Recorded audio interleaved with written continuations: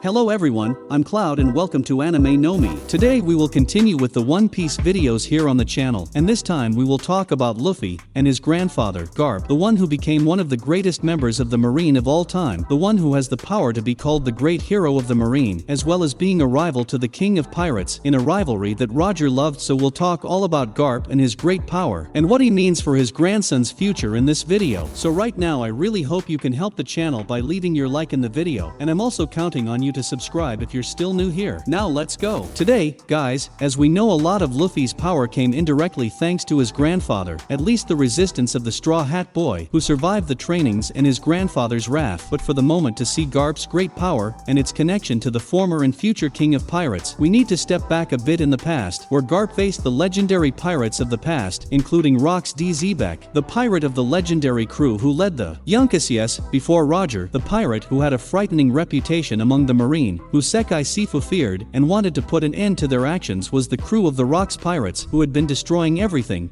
and has pirates who in the future rule the seas, already indicating the great power. As in the future, Roger's pirate apprentice Shanks became an extremely powerful pirate. From the Rox crew, Edward Newgate, Kaido of the Hundred Beasts, Charlotte Linlin, and Shiki, and these giants were once faced by GARP 30 years ago in the legendary Battle of God Valley, and we found out that Roger, who was near God Valley, was invited to join forces with GARP to stop Zebek, and in the end they succeeded, in a battle that is not mentioned by anyone. We just know that the result was the end of Rox pirates, as well as the total destruction of God Valley, and after that, as we know, he had already become a great hero for the Navy. After all, he was responsible for the end of the crew, most feared by Sekai Sifu. Even so, he became even more famous for being the great enemy of Go D. Roger and of the pirates of that generation. We saw how Roger faced GARP several times, and this made the name of the two legendary long before the arrival of the last island. As Edward Newgate said, GARP is one of the great names of the seas of the past, and after Roger became the king of pirates and surrendered to the Navy, Shiki decided to attack Marineford and was stopped by GARP and Sengoku. Remembering that Shiki had the greatest crew in the seas in the past.